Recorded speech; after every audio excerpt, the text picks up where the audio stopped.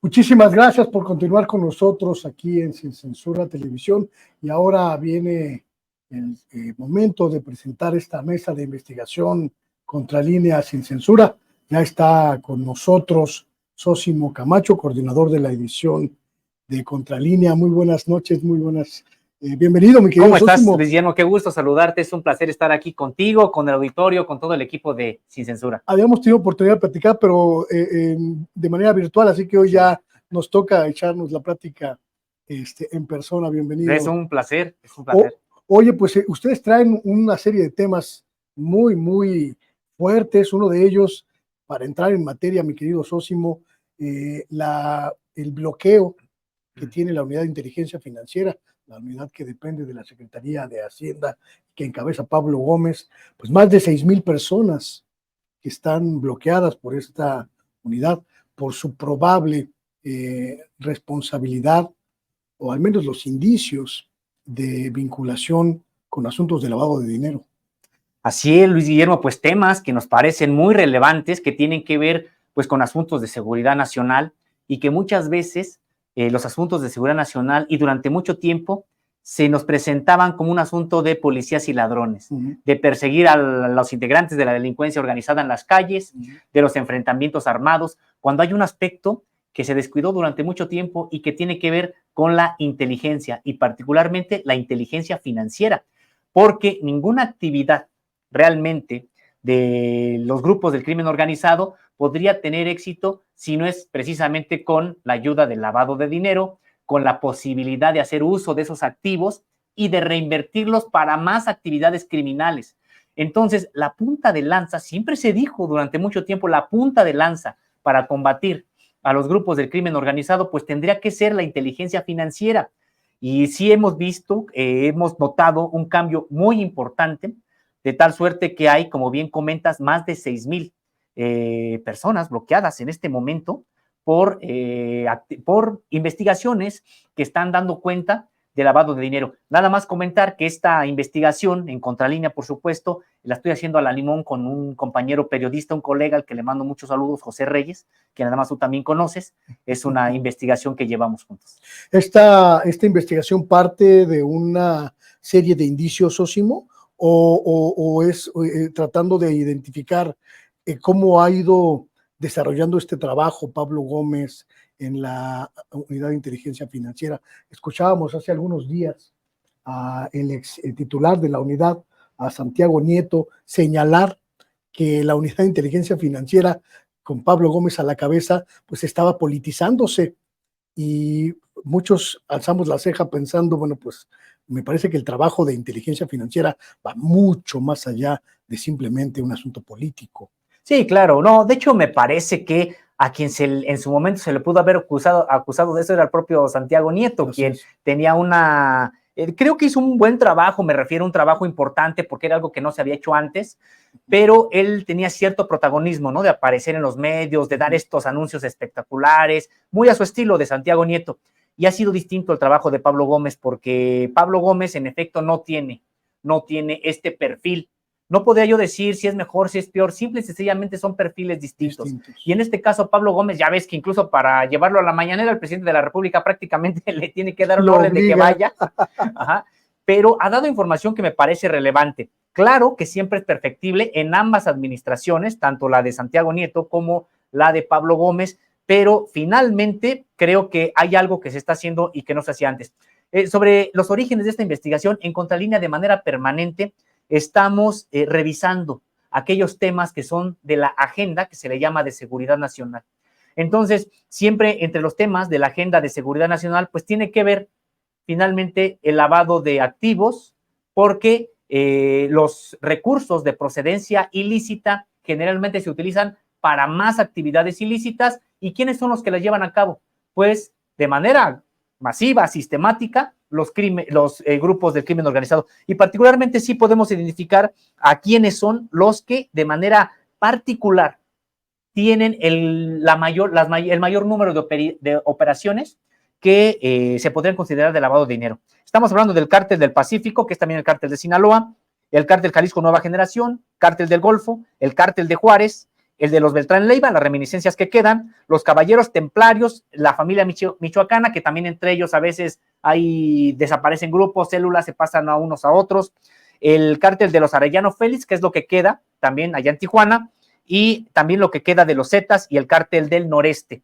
Son estas las organizaciones criminales que de manera mayoritaria se ha identificado que hacen este tipo de actividades de lavado de dinero. Entonces, siempre nosotros de manera permanente tenemos estos temas que tienen que ver con el narcotráfico, que tienen que ver también con la corrupción, y en este caso, pues toca muy de cerca siempre el lavado de dinero. Y esta investigación que hemos realizado se nutre en este momento de 3 fuentes. Sí, 2 de ellas son del interior de la Unidad de Inteligencia Financiera. Pues una de ellas es precisamente la lista de personas bloqueadas y también de parte de la Unidad de Inteligencia Financiera el informe de actividades de la Unidad de Inteligencia Financiera. ¿Son públicas estos listados? Es que, ¿qué crees, Luis Guillermo? Sí son públicas. Sin embargo, la mayoría de los medios de comunicación, pues les pasa de noche. Mira, son públicas en el sentido de que no hay restricción para consultarlas. Pero tampoco es algo que la Unidad de Inteligencia Financiera salga a decir, aquí está este informe, haya un boletín donde se informe todo eso. Simple y sencillamente hay que ingresar de manera periódica. Nosotros mismos ya sabemos cuándo es cuando hay que estar ingresando para ver si ya hay actualización de las propias cifras, y es lo que nos hemos encontrado. La otra fuente es un estudio de 2 especialistas, 2 expertos en asuntos de seguridad nacional, Gerardo Rodríguez Sánchez de Lara y Nike Guadalupe Olivas Gaspar. Ellos recientemente tuvieron un análisis que se publicó y se conoció como el lavado de dinero y la seguridad nacional en México. Estas 3 fuentes son las que nos dan para hablar ya de datos duros que nos parecen importantes, y uno tiene que ver con esto que comentabas, Luis Guillermo, que son 6,860 sujetos que se encuentran en la lista, esta lista de personas bloqueadas. No son obviamente todas las que ha habido en los últimos años, de hecho de 2014 a 2023 han sido 9,201 sujetos. Sin embargo, las propias investigaciones, los procesos judiciales han llevado a que se les haya quitado el bloqueo a 2,341. Por eso nos resta una lista de 6,860. ¿A qué nos referimos cuando hablamos de cuentas bloqueadas, estimado Sosin? Sí, son cuentas que se ha detectado que tienen algún tipo de alerta. Estas alertas pueden ser desde operaciones irregulares, anómalas, hasta de manera clara algún tipo ya de violación a la ley que hayan detectado las propias autoridades. ¿Qué es lo que ocurre? Se bloquean. ¿En qué sentido? No pueden disponer del flujo. Así es, ni pueden trasladarlo. Simple y sencillamente se quedan ahí congelado. Y no hay congelado. No hay manera de que puedan hacer algún tipo de operación esas cuentas, ni recibir recursos, ni trasladarlos a otro lado, ni tampoco sacar dinero en papel o en moneda en los bancos. Es eso lo que ocurre con estas cuentas, y que ha resultado en realidad uno de las principales puntas de lanza en contra del crimen organizado, no en México, en el mundo. Pues siempre se ha sabido que una de las maneras más importantes que tiene, las herramientas que tiene la propia autoridad, bueno, pues es precisamente congelándole, en este caso, sus cuentas. Es, digamos, el aspecto más vulnerable de las estructuras del crimen, porque es donde tienen que integrarse obligatoriamente a las instituciones regulares para mover el efectivo, ¿no? Sí, ya es muy difícil ahora, cada vez es más difícil por el propio contexto que vivimos, en que estas organizaciones tengan el dinero en sus casas. Claro. Porque, por supuesto, es muchísimo dinero, y sí, hasta la fecha, mucho dinero se maneja en efectivo y se da por fuera del sistema financiero. Pero los flujos de dinero son tales que realmente sí, en algún momento tienen que hacer uso del sistema financiero. Bancario. Eso es lo que ocurre. ¿Y cómo lo hacen? Bueno, pues también instalan negocios. Ha sido, bueno, pues ya legendaria esa cantina, recordarás, la número 1, durante un tiempo que se descubrió que era un lavadero en su momento, de Joaquín Guzmán Loera, por ejemplo. Y ha habido otros negocios aparentemente bollantes, aparentemente exitosos económicamente, pero que en realidad solamente están ocultando pues negocios o recursos de procedencia ilícita. Entonces, en efecto, pues llega el momento en que no pueden ellos ocultar prácticamente el dinero, y mediante mecanismos de terciarización los meten al lavado de dinero. Es decir, Claro. no es tan fácil. No es tan fácil tampoco detectarlos porque no es precisamente Joaquín Guzmán Loera con su nombre quien va y abre una cuenta, o cualquier otro personaje de la delincuencia organizada, ¿no? Nemesio Ceguera, que está libre, digamos, Nemesio Ceguera, el Mencho conocido, líder del cártel de Jalisco Nueva Generación, pues no es él precisamente el que vaya a abrir una cuenta a su nombre. Ojo, sí lo han hecho, por ejemplo, su hija con restaurantes, lo han hecho algunos otros personajes, su hermano en su momento, pero incluso luego ya ni ellos, porque es muy fácil identificarlos. Yo te podría decir, Luis Guillermo, que antes del actual sexenio, de manera con total desparpajo, sí, esposas, exesposas de integrantes de la delincuencia organizada, hijos, hijas, más fácilmente abrían cuentas porque sabían que prácticamente la unidad de inteligencia financiera pues no hacía ningún trabajo. No tenía ninguna relevancia, ¿no? Entonces ahora lo que hemos estado viendo es que, bueno, se cuidan ya un poco más y ya se fijan que no necesariamente sea el hermano, la hija, el hijo, quienes abren este tipo de cuentas. No, ya hay un esquema, de hecho se ha profesionalizado también en ese sentido, han contratado a personajes profesionales en este tipo de actividades financieras para que les lleven este tipo de redes. ¿Cómo es el trabajo de verificación y de fiscalización que hace la unidad de inteligencia financiera? ¿Cuál es el procedimiento? ¿Lo tienen ustedes identificado? Sí, bueno, de entrada de hecho hay alertas, que incluso estas alertas en una primera instancia se envían desde las propias instituciones bancarias, porque tienen esa obligación. Las instituciones bancarias de manera automática y obligatoria mandan una alerta por operación inusual a, pues sí, en efecto, a las actividades, a la unidad de inteligencia financiera.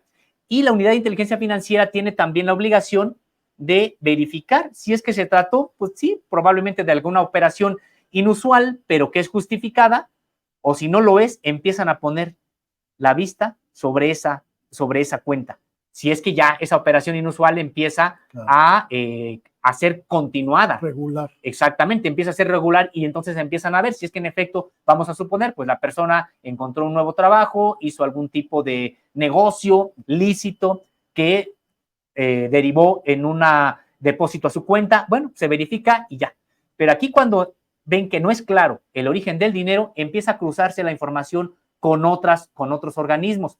De entrada, cuando haya una operación donde se puede advertir un delito, ¿qué es lo que hace la unidad de inteligencia financiera? Da aviso a la propia Fiscalía General de la República, en ese sentido. Pero además, también ingresa otra información que no necesariamente se judicializa en una primera instancia, sino que hay convenios de colaboración con otros organismos de inteligencia de este país y entonces ya entran ellos también a corroborar, a cruzar los datos. Y es donde entonces se puede saber que, por ejemplo, una cuenta que abre una determinada persona y que la UIF no identifica realmente quién es esa persona, me refiero a la relación que podría tener en una organización criminal, si lo hace el Centro Nacional de Inteligencia. ¿Trabajan con ellos en esa coordinación? Hay coordinación porque de hecho en México a veces se piensa que solamente hacen labores de inteligencia la Secretaría de la Defensa Nacional, la Marina y lo que sustituyó al CISEN, ¿no? Así es, y exactamente el Centro Nacional de Inteligencia, que es la inteligencia civil. No, en realidad son 7 organismos los que tienen facultades legales para hacer labores de inteligencia. Están estos 3 que ya dijimos, Sedena, CEMAR, antes CISEN, ahora Centro Nacional de Inteligencia, el CNI, y también está, obviamente, la Unidad de Inteligencia Financiera, está también la Fiscalía General de la República, está lo que hoy es la Guardia Nacional y también está la Secretaría de Relaciones Exteriores. Son estos 7 instituciones del Estado mexicano con facultades para realizar labores de inteligencia. ¿Cómo es la naturaleza de estas cuentas que están en estos momentos bloqueadas? ¿Qué es lo que ustedes han detectado? Bueno, lo que hemos visto es de que, de acuerdo con la información, es de que están vinculadas, en efecto, generalmente al crimen organizado, a lo que puede ser el crimen organizado, porque, claro, no solamente el único que hace uso de este mecanismo de lavado de dinero ilegal es el crimen organizado. En realidad hay muchas otras personas que pudieran hacerlo, incluso de la delincuencia común, por ejemplo, o alguien que en algún momento cometió algún ilícito y lo lava, y también ocurre. Pero en realidad esto es totalmente marginal de acuerdo con lo que se ha podido detectar, porque además estas organizaciones también tienen negocios muy diversificados. O sea, no podemos decir, bueno, pues tienen solamente una empresa que les sirve para lavar todo lo que obtienen del trasiego de drogas. Pues no, en realidad entran a empresas que son de negocios legales, por ejemplo, a los restaurantes, espectáculos, incluso asociaciones civiles. Es decir, entran a una serie de actividades económicas e industriales muy diversas. Muy diversas. Entonces, por eso es el tamaño prácticamente que resulta marginal lo que pueden hacer otras personas que provienen de la delincuencia común o que en algún momento hicieron algo ilícito y también utilizan el lavado de dinero. En realidad, el grueso, alrededor del 92%, es del crimen organizado. ¿Hay alguna idea de cuántas de este porcentaje, qué porcentaje de estas cuentas, Sósimo, redundan en procedimientos penales que se puedan tramitar a través de las instancias, la fiscalía, etcétera? Mira, no lo hay en este momento, no es porque en efecto esta información ya en algún momento se tendría que cruzar con lo que en su momento diga la propia Fiscalía General de la República. De hecho, esta información nos parece muy relevante porque no se conoce, porque son los trabajos que hace la Unidad de Inteligencia Financiera. Entonces, esta Unidad de Inteligencia Financiera da aviso a la Fiscalía General de la República, pero como todo organismo de inteligencia, no necesariamente busca que se judicialice todo lo que hace. Claro. Hay veces que por razones de inteligencia no se judicializa, es decir, no se le da vista al Ministerio Público para que ya de manera formal hagan una investigación que redunde en la detención de alguien. Hay veces, nos hemos encontrado de hecho mucha información de carácter, por ejemplo, otro ejemplo sería el de la sección segunda de inteligencia militar, que ellos también, pues hemos visto cómo tienen prácticamente mapeados a integrantes de las bandas delincuenciales o del crimen organizado y solamente dan visos hasta que han cumplido con objetivos en materia de inteligencia. Es decir, si en este momento damos viso a la autoridad y van y detienen, ya no vamos a detener a toda esta red. Claro. Necesitamos que haya más información para que podamos, uno, realmente sustentar la investigación y dos, que no solamente se quede en un pequeño reducto la acción de la justicia, sino que abarque a una red más amplia. En este sentido, así también es la información de la Unidad de Inteligencia Financiera, claro, porque ya hasta ahí termina su papel, digamos, cuando da aviso a la Fiscalía General de la República, por supuesto que siguen colaborando, que puede haber más investigaciones, etcétera, pero digamos, eso ya entra en otra cancha, la judicialización de estos. También en otra dinámica de investigación, ¿no? Sí, ya ahí entra la propia Fiscalía General de la República, que tiene personas especialistas en esta materia y ya son ellos los que además se coordinan con los mecanismos del propio Poder Judicial para ya judicializar precisamente estos asuntos. Pero realmente es muy buena pregunta y me parece que sí, nos falta ese dato que se tiene que, pues prácticamente pedir a la Fiscalía General de la República, porque tampoco es algo que den, no sé, periódicamente, claro, mediante un informe, mediante claro, un boletín, pero sí es muy importante ver cuánto se ha judicializado. Esto nos permitiría también entender un poco cómo ha ido transformándose. Tú mencionabas al principio de la charla que antes la Unidad de Inteligencia Financiera prácticamente pues era un ente desconocido, que no operaba o que si operaba pues tenía una actividad muy restringida, pero para entender cómo se ha transformado el papel de la Unidad de Inteligencia Financiera en este sexenio y cómo ha impactado esto en la judicialización, pero también en la consignación, ¿no? Sí, y es que es una observación muy interesante porque la Unidad de Inteligencia Financiera pues ahí ha estado, pero la verdad es de que en mucho tiempo se utilizó incluso con fines políticos. Claro. Es decir, no realmente de desmantelar a las organizaciones criminales, sino incluso de investigar a veces hasta contrincantes del mismo partido, a veces. O sea, de hecho hay que ver este expediente. Me imagino en el sexenio de Peña Nieto se investigaban entre ellos nomás. Ahora sí que se iban siguiendo las colas, ¿no? Sí, pues de hecho no sé si recuerdes esta investigación de Miguel Vadillo en Contralínea, donde dio cuenta de que Enrique Peña Nieto utilizó a la Unidad de Inteligencia Financiera para investigar a el señor X, Claudio X, tanto a todo el clan, claro, tanto a González Laporte como a Claudio X González Guajardo. Así es, a los dos, un expediente más de 2,000 fojas, donde traían sus irregularidades pero que solamente película, es para ¿no? decir, mira lo que tengo sobre ti, para entre ellos negociar, entre ellos chantajearse o decir, no me toques porque yo también te toco. O sea, no un asunto realmente de justicia. Casi como tengo una oferta que no podrás rechazar, Sí, ¿no? sí. No, así se usó la unidad de inteligencia financiera. Y recordemos, ¿qué fue lo que ocurrió? O sea, realmente la unidad de inteligencia financiera y expertos en seguridad nacional, en combate al narcotráfico, tanto mexicanos como extranjeros, siempre dijeron eso. No es posible que México tenga una unidad de inteligencia financiera y prácticamente no se utilice en contra del crimen organizado, porque pues ahora lo sabemos, había una gran simulación de combate al narcotráfico y por eso me parece, Luis Guillermo, que ha habido golpes muy importantes al narcotráfico en esta administración que no tienen que ver con ir a asesinar a un capo, que no tienen que ver con ir a detener supuestamente a una banda de todos, donde todos eran jefes, por ejemplo.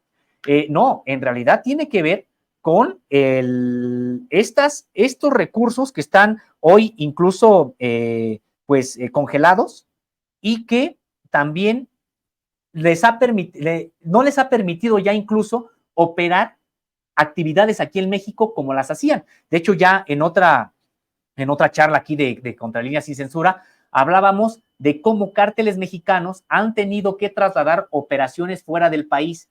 Y vemos, por ejemplo, al cártel de Sinaloa o al cártel Jalisco Nueva Generación operando trasiego de droga desde Ecuador, desde Perú, desde América del Sur a Europa y en las que México ya no aparece para nada. Claro. E incluso también hay vuelos desde América del Sur hasta Estados Unidos donde México no aparece para nada. ¿Por qué? Porque han encontrado mayores dificultades logísticas, operativas que antes no tenían. Y resulta hasta lógico, porque antes Genaro García Luna, un integrante también del crimen organizado, era el que les daba... Era el jefe de la aduana, ¿no? Así es. Él decía quién pasaba y quién no. Hay una cuestión que me parece que es muy importante y seguramente vas a tener el dato.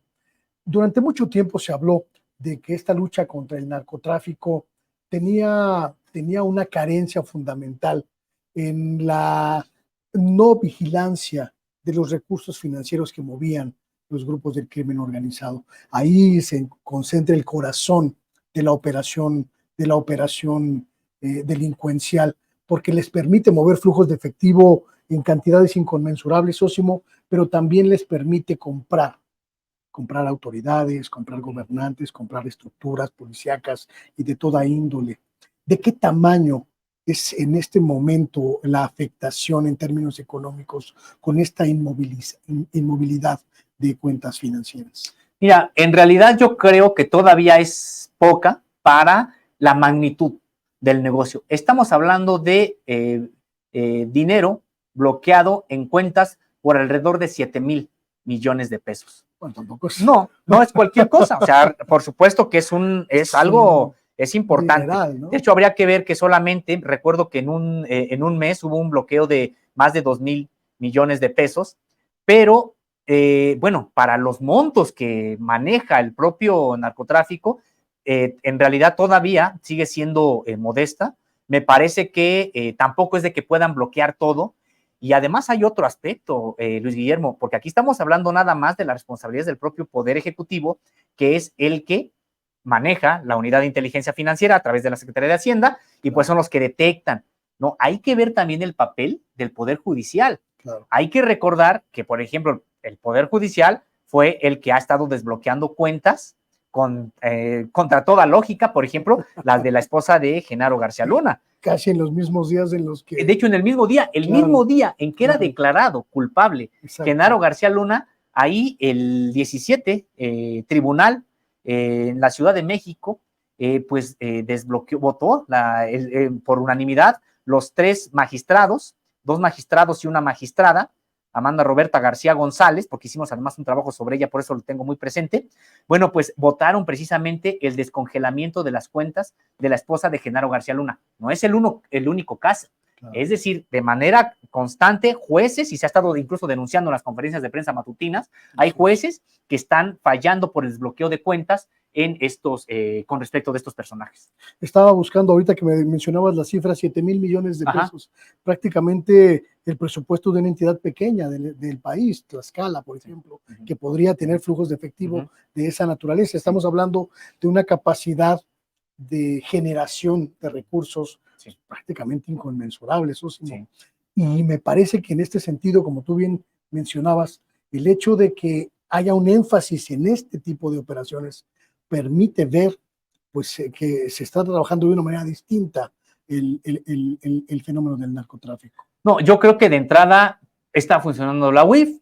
Claro, podemos también a veces criticar porque consideramos que podrían ser más activos en el bloqueo de cuentas, por ejemplo, o esto que también pues a veces no se da información. Ya mencionábamos esta reticencia del propio titular Pablo Gómez para ir a la conferencia de prensa matutina y que tiene ahí algunos temas pendientes que la propia revista Contralínea le planteó y dijeron que después habría un informe al respecto. No ha habido el informe, pero digo, más allá de hecho de eso, por supuesto que hoy hay una unidad de inteligencia financiera, es muy claro. Entonces, eso por un lado, y por otro, también cambiar el enfoque del combate al trasiego de drogas. Por ejemplo, hoy hay, ya sabes, una corriente de opinión que es minoritaria, pero bueno, es muy ruidosa, ahí que está señalando que los abrazos no están funcionando, ¿no? Cuando pues en realidad es un enfoque realmente de cambio al trasiego de drogas. No. Durante mucho tiempo, sobre todo del sexenio de Felipe Calderón, pues de manera irresponsable y de hecho en un aspecto irresponsable, en otro con total complicidad y conocimiento de causa de lo que pasaría, pues en realidad se echó a andar una guerra del Estado mexicano contra algunos cárteles y de manera irresponsable enlutaron a decenas de miles de familias en este país y que, pues por supuesto que eso nunca funcionó porque los flujos de dinero crecieron. Hay que recordar que antes del sexenio de Felipe Calderón, cuando ahora nos quieren decir que era un modelo de combate al narcotráfico, los cárteles de la droga mexicano estaban subordinados a los colombianos, no eran los principales. No. Se empoderan los cárteles mexicanos con la política de Felipe Calderón. Es cuando los cárteles mexicanos se convierten en los más poderosos del mundo y tienen la capacidad de trasegar droga en prácticamente todos los continentes. Claro. Entonces, es una política totalmente que fracasó porque, en primer lugar, vemos que no había una real intención de combatir al narcotráfico, pero vamos a decir incluso si es que la hubiera habido, en realidad, esta política pues se centraba en ir a matarlos, ¿no? O ir a detenerlos, algunos, pero no se tocaba prácticamente el negocio. El negocio nunca decreció durante el sexenio de Felipe Calderón.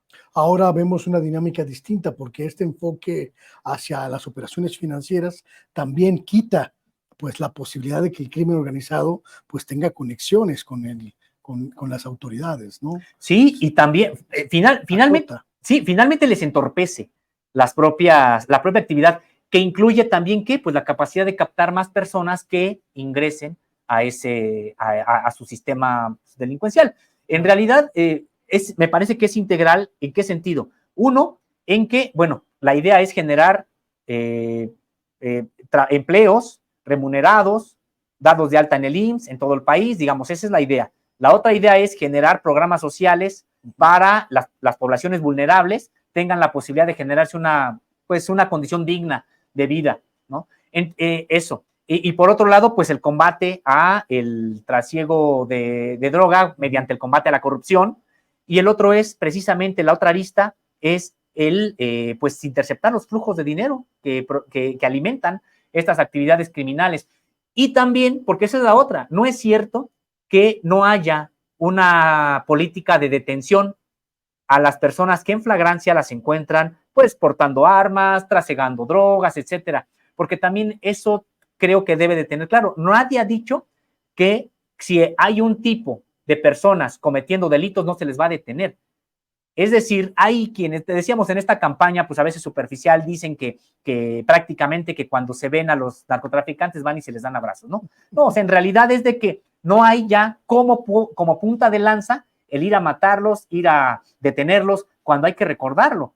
Pues había lo que Calderón de manera cínica llamó daños colaterales, que eran vidas de personas inocentes. Así es. Sosimo, esta investigación sobre el trabajo de la inteligencia financiera, supongo que tendrá continuidad en la medida en la que pues vayamos viendo cómo se procesa Y quiero preguntarte, ¿cuál crees que ha sido el papel de la Fiscalía General de la República, si este trabajo de inteligencia se ve correspondido con un buen trabajo de judicialización de los casos y una consignación eficiente, un trabajo eficiente en materia ministerial? Mira, yo la verdad creo que falta también mucho ahí. Falta, de hecho, más que en la propia unidad de inteligencia financiera. Creo que ha habido un rezago muy importante pues de carpetas que se tendrían que judicializar, y no solamente en el ámbito de lo que proviene de la unidad de inteligencia financiera, sino hemos visto también una constante de otros ámbitos, pues también que competen investigar a la Fiscalía General de la República. Me parece que pues hay un rezago muy, muy importante. Claro que no está tan sencillo levantar lo que fue la Procuraduría General de la República, porque con eso es con lo que tienes que trabajar. Uy. Entonces, no es así de que digas, bueno, pues toda la responsabilidad es del propio titular. Por supuesto que tiene su propia responsabilidad, pero también hay que entender que pues no puede decir y cambiamos a todo el personal que había por nuevos, además de dónde los traemos. Claro. No, en realidad sigue trabajando con estructuras que se resisten al interior de la propia hoy Fiscalía General de la República, pues a cambiarse el modo de operación. Entonces, yo creo que sí hay un rezago importante ahí en la Fiscalía. ¿Crees que este rezago también tenga que ver con el cúmulo de expedientes que hay? 6,000 cuentas congeladas o por ahí, pues es un universo de investigación, Sósimo, que requeriría de un verdadero ejército de especialistas que supongo que no hay a ese nivel y de esa magnitud en un país donde prácticamente todos los días estamos recibiendo noticias de esa índole, ¿no? Sí, y además de que pues no sería tampoco el único sector que tendría que atender la propia Fiscalía General de la República. O sea, en efecto, hay un rezago, de hecho, en todo, en muchos, de hecho, en temas incluso torales, digamos, tan solo del 43, o otros asuntos donde también hemos visto a la Fiscalía pues muy, muy lenta. De hecho, se le ha acusado de eso también a la actual Fiscalía General de la República, de una gran lentitud en muchos asuntos que demandarían, por la importancia, mayor celeridad.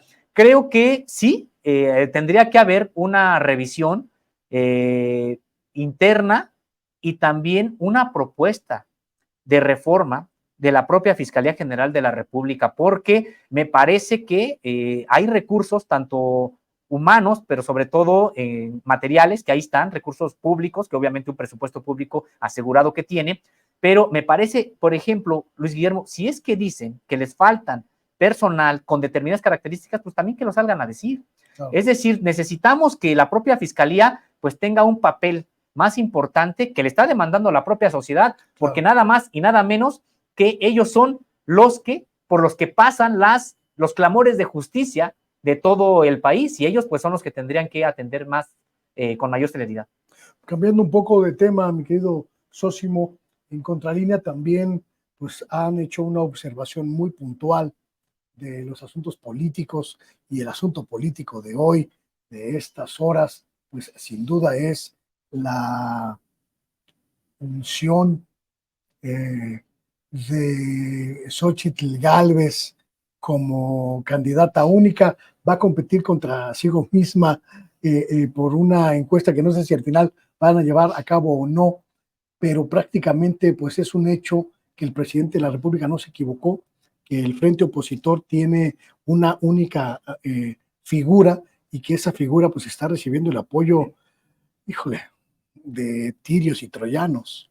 Sí, una cargada a la vieja usanza de estos partidos, prácticamente del propio PRI, aunque utilizando también las propias palabras que en su momento a veces se utilizaban, pues la propia caballada está flaca, porque la verdad es de que, bueno, pues hay esta cargada de las cúpulas de estos partidos. Alguien decía por ahí, mi querido Sósimo, que esa no era caballada, que eran puros perros flacos. Sí, ¿no? Pues sí, pues al parecer hay una situación similar hoy, en el sentido de que es sorprendente, Luis Guillermo. Primero, sí, el presidente de la República ya había anunciado que todo era una farsa, que no era un montaje, que no había tal competencia, que ya se había decidido que fuera Xóchitl Gálvez. Él no abundó mucho en las propias razones de Xóchitl Gálvez. Bueno, sí dijo algunas cosas, la van a tratar de hacer pasar como una persona que proviene supuestamente de abajo, etcétera. Lo que nosotros también podríamos señalar es que finalmente en el Frente Amplio por México, las personas que están con este Frente Amplio por México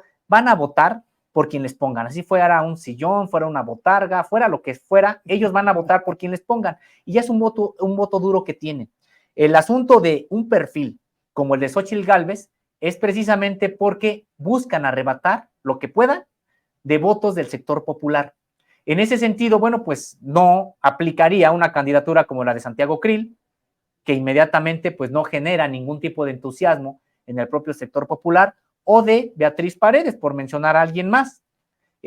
Tampoco podría generar ningún tipo de entusiasmo, pero la lectura que dan desde estas cúpulas, la lectura es que Xóchitl Gálvez sí podría arrebatar votos del sector popular por el perfil que tiene, supuestamente de que una persona que dice groserías, que van a tratar de decir que habla como habla el pueblo, que ella es pueblo, que además viene de un sector indígena, lo cual es falso, pues, pero digamos, todo eso viene a abonar para tratar de que haya algún sector popular que por ahí pueda llevarle votos a Xóchitl Gálvez. Pero me parece también, Luis Guillermo, que pues ha sido, también va a ser muy complicado, porque Xóchitl Gálvez cada rato, pues cada que le dan el micrófono se equivoca. Y en este debate que tuvo con Beatriz Paredes, pues prácticamente Beatriz Paredes arrasó con ella, la barrió. Decía yo que el huipil lo convirtió en trapeador y con él limpió todo el escenario, porque se notó la falta de tablas políticas, la pequeñez discursiva, la muy escasa preparación en todos los ámbitos que tiene la hoy candidata presidencial opositora, ¿no? Sí, y entonces fue cuando se prenden las alarmas. En vez de decir, bueno, pues se pone interesante el proceso al interior de este sector, de esta alianza de grupos de derecha electoral, ¿y qué es lo que ocurre? Pues mejor la bajan a Beatriz Paredes y vemos pues al propio partido, al PRI, adelantándose antes, todavía incluso a platicar con Beatriz Paredes, a empezar a soltar estas declaraciones del líder Alejandro Moreno, el líder del PRI, diciendo que el PRI apoyaría una candidatura de unidad en torno a Xóchitl Gálvez, cuando está el proceso abierto, claro, y tú tienes supuestamente a una precandidata que viene de tus filas y inmediatamente empiezas a hacer declaraciones para bajarla. Ya después incluso lo hacen, lo formalizan y hasta después ya sale a decir Beatriz Paredes, pero prácticamente la bajaron. Después de que la echaron a un lado, ¿no? Sí, ya cuando le habían echado a un lado, pero además, ¿por qué? Porque había dejado ella, pues muy mal parada a Xóchitl Gálvez, la había barrido Beatriz Paredes a Xóchitl Gálvez, y en vez de decir, bueno, pues se pone interesante, tienen un perfil que se ve con mejores tablas que Xóchitl Gálvez, no, pues mejor la bajan, lo cual también da cuenta de que la decisión en efecto ya estaba tomada desde antes de que iniciara el propio proceso. Y es una decisión pues que se tomó en la cúpula, desde donde empiezan a fluir los apoyos. No sé qué opinión te merezca esta circunstancia, porque quizá lo que viene ahora, mi querido Sósimo, es identificar este reacomodo de fuerzas de las élites, de las fuerzas de las oligarquías, que va a ocurrir de cara a la candidatura de Xóchitl Gálvez. ¿Qué tipo de empresarios van a estar próximos a ella? ¿Qué tipo de políticos? ¿Y cómo será la recomposición pues, de cara a la lucha de 2024, ¿no? Claro, no, pues sí, de hecho es algo que ya está en marcha. Ya hemos visto pues prácticamente a todos los grandes, entre comillas, medios de comunicación, a los medios corporativos, pues tratar de manera muy amable a Xóchitl Gálvez. Leía yo esta mañana de jueves en la columna de uno de los peores periodistas en la historia de este país, Joaquín López Dóriga, una frase que escribió en su columna: Xóchitl Gálvez es la mejor candidata que ha tenido la oposición desde Vicente Fox. Yo decía, ¿no? Pues el reacomodo, sí, para unos la pena y para otros la pepena, ¿no? Así es, pues sí, y es que sí da cuenta de cómo todos estos grupos, estos poderes fácticos cierran filas, primero, desde que han inflado a Xóchitl Gálvez a tamaños que realmente no tiene, ya ha quedado exhibida. Decíamos, no solamente en el debate que hubo con Beatriz Paredes, recordarás, Luis Guillermo, pues que ella fue la que dijo que para que las familias pudieran tener acceso a un seguro médico, su propuesta era adquirir estos seguros privados por paquete para que no tuvieran que pagar más de 100,000 pesos al mes, solamente 70,000. Entonces, imaginemos una persona que tiene una propuesta de ese tipo. Entonces, eso por un lado. Su desconexión total de la realidad. Exactamente, ¿no? Desconexión total de la realidad. O donde dice que prácticamente en el sur, pues las personas están incapacitadas para trabajar 8 horas diarias. Es decir, estamos hablando de un personaje que tiene esas cualidades en realidad, y que los medios de comunicación todos se lo han perdonado. Imaginemos, Luis Guillermo, si es que del lado de alguno de los precandidatos de Morena, el que fuera, se dieran este tipo de declaraciones, pues veríamos a los medios de comunicación corporativos con todo, exhibiéndolos, volcados, claro. Pero aquí vemos que incluso ocultan y tratan de darle un perfil distinto a Xóchitl Gálvez. Yo no sé cuánto tiempo en realidad lo puedan aguantar, porque ya vimos que el personaje pues es en potencia una versión, me parece que tipo Vicente Fox, pero en otro contexto. México no es el del año 2000, los propios medios de comunicación no tienen esa capacidad de imponer ya a la sociedad un discurso hegemónico, ya hay otros canales, otros medios, otras formas por los que las personas se informan, que ya les ha quitado ese monopolio de imponer prácticamente una versión de los hechos a estos grandes medios de comunicación. Entonces, no sé cuánto tiempo, y sobre los propios, incluso empresarios, que van a empezar a ver hacia qué lado se mueven, pues habría que ver cuántos de los que ahorita se han decantado de manera a veces soterrada, muy pocos abierta por Xóchitl Gálvez, van a seguirlo haciendo, porque se van a dar cuenta que le están apostando a alguien que va a perder. Todavía falta mucho tiempo. Y esto no quiere decir, Luis Guillermo, que yo diga que viene un paseo de campo para Morena. Ya he comentado que vienen unas elecciones muy complicadas, muy difíciles para Morena, porque me parece que ya hemos visto que están echándole la carne al asador con todo, cerrando filas, y para eso tienen a un poder muy importante, que es el Poder Judicial, y me parece que van a tratar de judicializar todo lo que se pueda del proceso electoral, y porque ellos ahí ganan. Y hay que recordar, el propio Tribunal Electoral del Poder Judicial de la Federación es el encargado de calificar el proceso electoral del próximo año. Entonces, viene un proceso muy, muy complicado, no necesariamente porque, digamos, hay un sector de la población amplio que se va a volcar por el FAM, por el Frente Amplio por México, no, sino por las capacidades que tienen dentro de la élite de estos grupos oligárquicos para incidir en determinados aspectos del propio proceso. ¿Qué figuras de estas oligarquías, de estos grupos de poder que durante mucho tiempo dominaron a México, crees que se acerquen más visiblemente a Xóchitl Gálvez, Sosimo? Bueno, pues mira, yo creo que, por supuesto, ya de manera clara, por todo el papel que han venido jugando desde que inició el sexenio, pues los vinculados a Claudio X González. Es decir, todo este grupo que se aglutina también en el IMCO, que además son grupos poderosos. El IMCO es un grupo muy poderoso. Este grupo me parece que de manera clara. Influyente, además. Sí, muy influyente. Va a estar en este caso con Xóchitl Gálvez, y me parece que algunos otros que por lo menos de dientes para afuera estuvieron, entre comillas, pues respaldando al propio presidente de la República, como por ejemplo el caso de Salinas Pliego. Me parece que él ya de manera clara se va a pasar hacia el lado, claro, o sea, claramente hacia el lado de Xóchitl Gálvez. Está muy molesto con el asunto de los impuestos que tiene que pagar el señor y no quiere, claro. Y por eso ha generado ya esto de la campaña contra los libros de texto. Está también muy enojado porque también se le acaba el negocio con respecto de los programas sociales. Hay que recordar que se utilizó precisamente este banco de Salinas Pliego para la dispersión de los recursos que se daban a través de los programas sociales. Hoy que ya el Banco del Bienestar asume esas funciones, pues ya todo eso se queda sin eso. Entonces, me parece que está muy molesto, y de acuerdo con las propias declaraciones que ha estado haciendo, pues todo indica que ya no va a haber una manera de que se regrese, de que se pase al barco de Morena como parte de este sector empresarial que pudiera apoyar también a alguien de Morena. Me parece que él es otro de los que de manera clara va a estar con Xóchitl Gálvez, y sí habrá, me parece que algunos otros de carácter importante. Por ejemplo, están los aglutinados en torno a Cinemex y Cinépolis, por ejemplo, ¿no? Los amigos de Claudio también. Así ¿no? es, que ¿Sí? también son amigos de Claudio. Que eran los que apoyaban aquellas campañas de la educación sí, etcétera, ¿no? Sí, creo que este sector, no lo veo así, por ejemplo, en el ámbito de Carlos Slim. Me parece que no.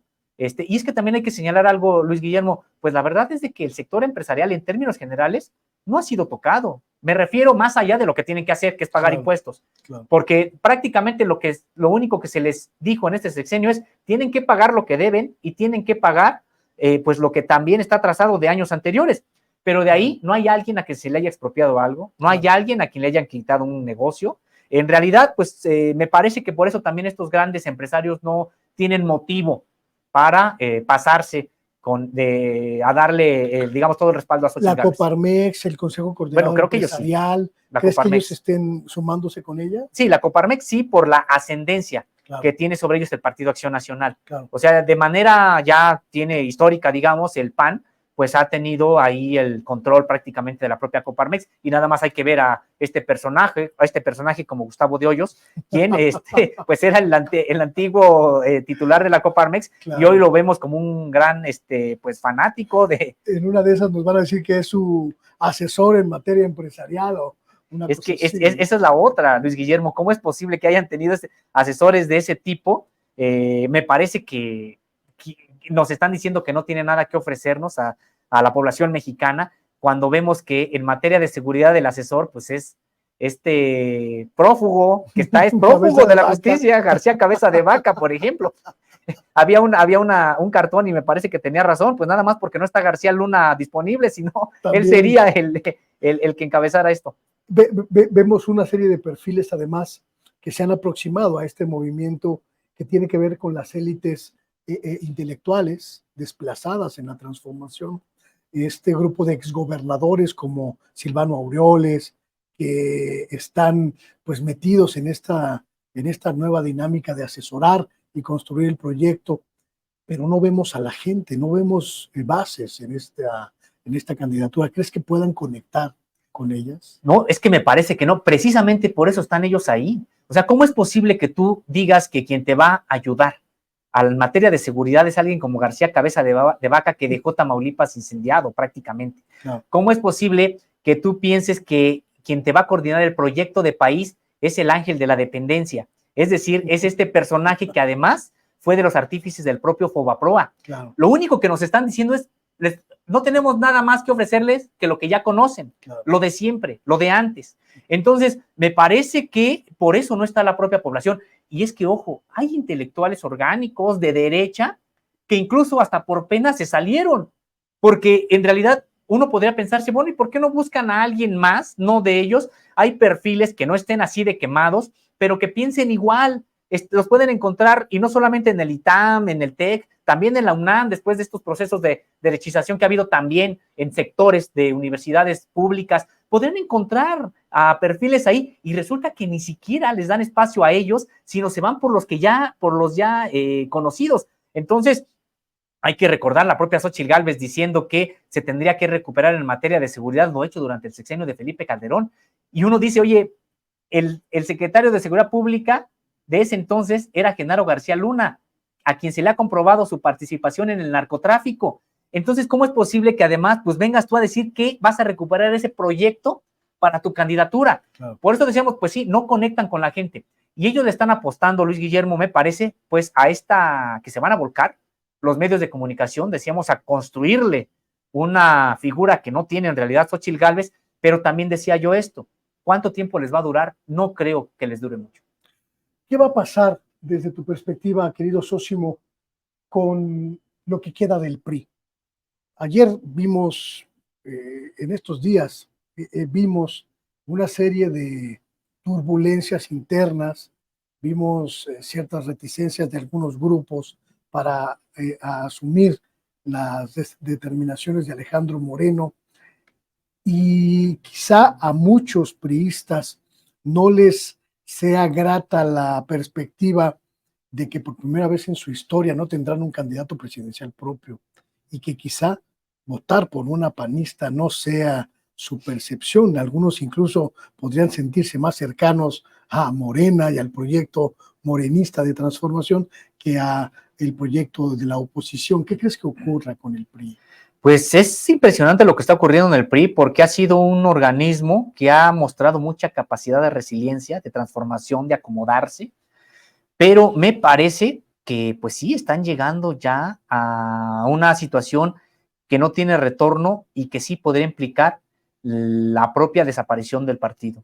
Me parece que, en efecto, Alejandro Moreno, pues ha hecho, pareciera que hasta de manera tosuda, deliberada, pues precisamente esto de desaparecer al propio partido, porque creo que en algún momento tuvieron la oportunidad incluso de pues hacer algún tipo de trabajo independiente, a veces incluso para algunos asuntos aliarse con Morena, porque sí, decías algo importante, Luis Guillermo, me parece que el PRI de antes de 1988, o incluso antes de 1982, pues prácticamente desde el punto de vista ideológico, pues estaba más cercano a Morena que al PAN. Claro. Entonces, pues están aliando, desde entonces se aliaron, desde el 88 se aliaron estos dos partidos. El PRI prácticamente abandonó los principios de lo que en su momento decía él enarbolar, que era el nacionalismo revolucionario, y prácticamente se entregó totalmente al partido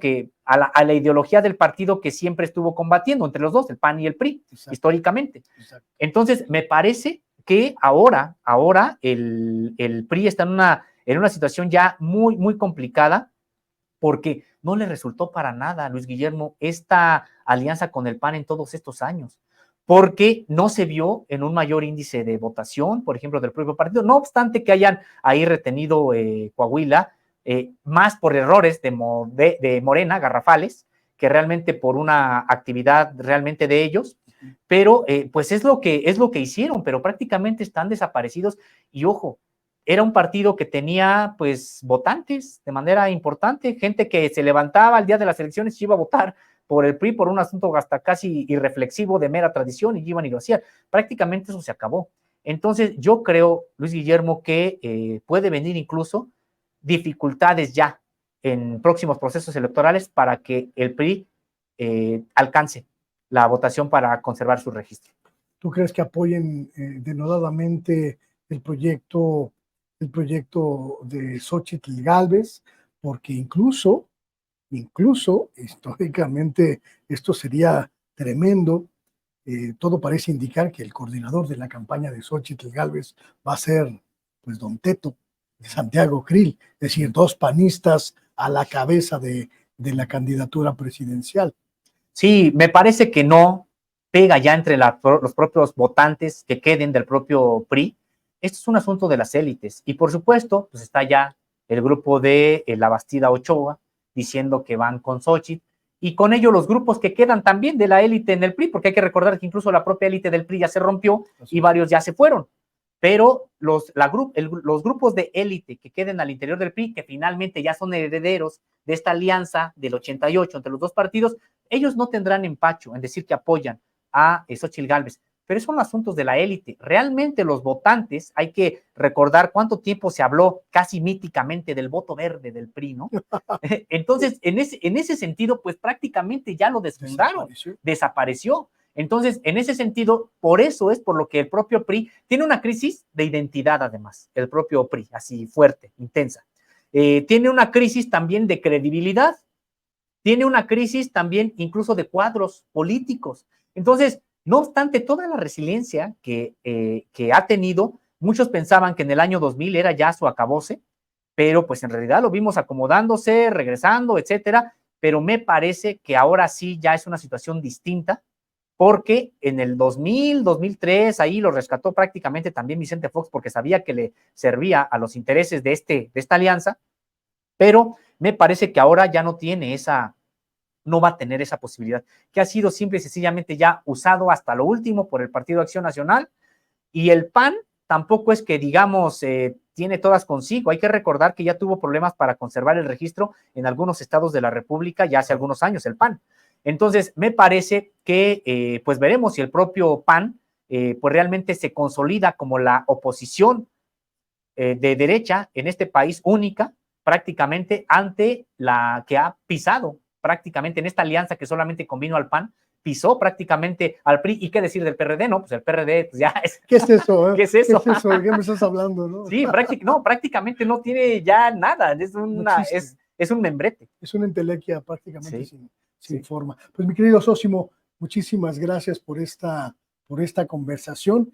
Estaremos atentos a la cobertura de Contralínea en este sentido. Supongo que a partir de la próxima semana, cuando se defina en Morena la candidatura o la figura que encabezará el trabajo de transformación, pues vamos a entrar en una dinámica muy distinta, ¿no?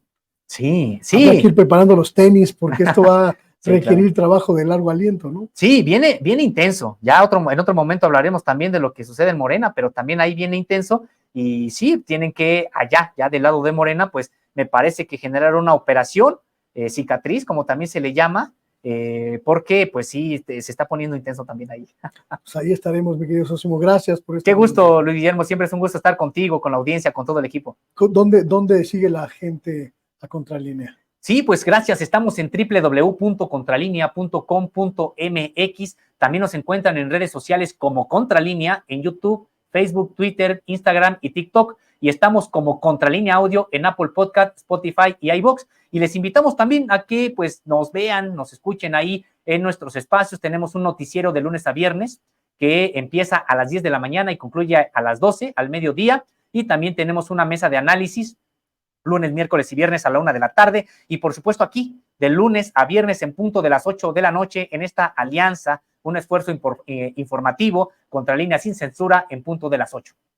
Muchísimas gracias, pues ahí está la invitación para que usted consulte el extraordinario trabajo de nuestros amigos, compañeros de Contralínea. Seguimos aquí en Sin Censura Televisión. No se vaya, vamos a tener una conversación verdaderamente rica con una investigadora, académica y tuitera de primerísimo nivel, Leticia Calderón Chelius, con quien vamos a platicar pues sobre el fenómeno migratorio, también sobre la grilla política y la perspectiva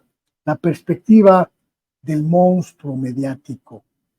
Es bueno que las voces de la Cuarta Transformación vayan a legitimar a las grandes televisoras.